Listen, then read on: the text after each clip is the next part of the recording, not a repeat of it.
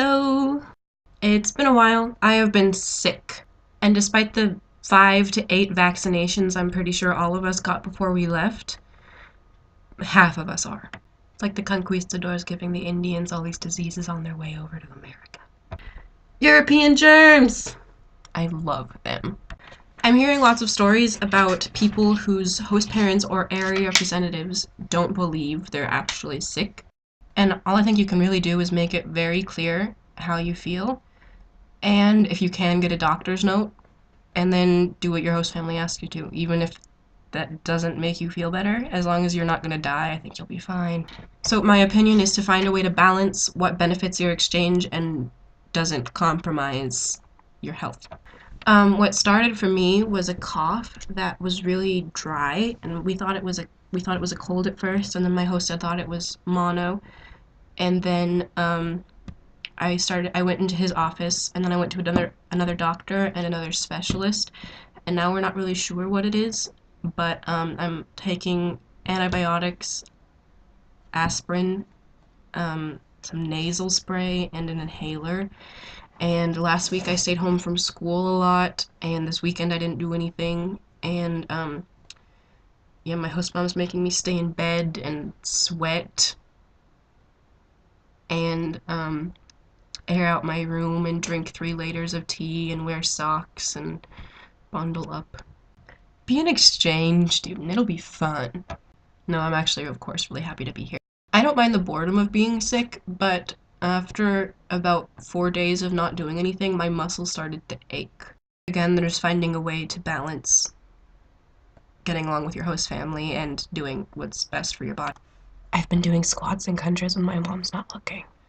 So I know I'm a broken record, but clear communication with your host family and your area representative can be the solution to most exchange problems. Now, story. I asked my host mom if I could go to school today, and she let me.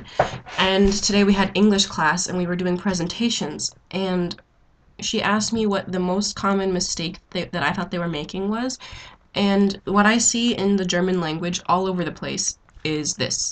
Because the German V makes the W sound in English, when they read the English V, they mix up the rule and kind of translate it backwards and read it also like an English W sound. So my teacher asked me to go up to the front of the class and explain it. I told them exactly what I just told you, and they were like,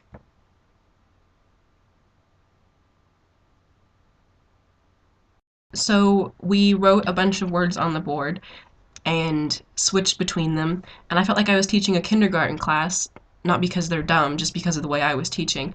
I was having them read off words and then say them quietly, and then say them really loudly and say them all together, and then shout them, and then say them angrily, and making weird combinations and between words that switch between W and V, and then adding in some TH words. Vengeance? A few of them did feel babied, but on the whole it was very fun. Also, we've been singing country music in class. I've been singing exaggerated country music and they've been laughing at me. And guys, one more quick note. You are part of someone's family. You're not a guest in their house. So switching host families isn't always the first solution to a problem. And you know, being in a family, being a part of a family means it's going to be annoying sometimes. There's going to be fights, maybe. I mean, arguments. There's going to be times where you just want your alone time and you can't find it, and there's going to be times when it's unclear, when expectations are unclear. And you know, switching host families doesn't mean you're going to go find your perfect host family, because odds are you're already in it. So,